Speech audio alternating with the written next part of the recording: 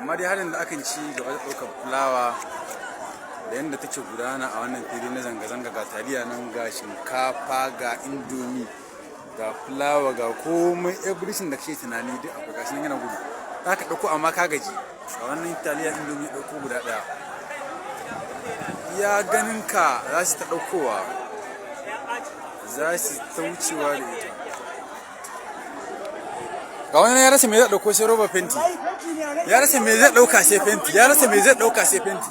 Ga wani ya ɗauko mai, ga su nan dai suna ta wucewa da mai, ga su nan suna ta wucewa da mai. Ni kun ganin nan ma ba zan ɗauki mai ba, kuma ba zan bari a ɗauka ba,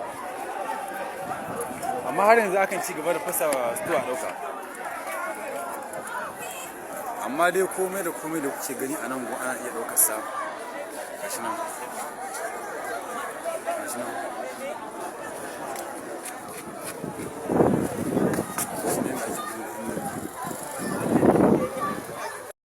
Wannan mai ne da shinkafa da katan ɗin taliya da komai da kake gani, inda mutane suka fasa wani sto a nan titin gidan gwamnati, suka je suka kwasa taliya ce da shinkafa da mai. Iya ganinka akalla man nan zai kai kimanin tirela ɗaya, kimanin mai kwaya 10,000 ko 5,000 aka kwashe shi a nan sto na gwamnati wanda aka kwashe.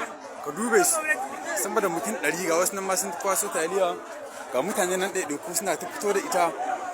Akalla an ɗauki man nan ya fi kwaya 10,000 daga mai ɗauko gana ɗaya sai mai ɗauko galan biyu, in ba ka yi ban guri. Amma dai abin da dai yake faruwa kenan a nan State Road, wallahi abin da yake faruwa. Dube can za a gan su kamar me.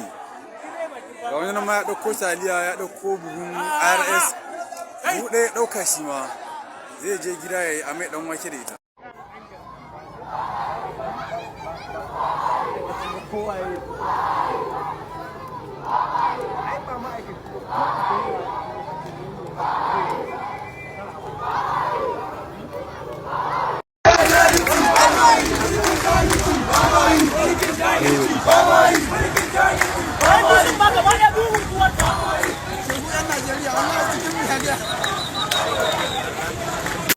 Zan so in ji ra'ayoyinku akan wannan bidiyon.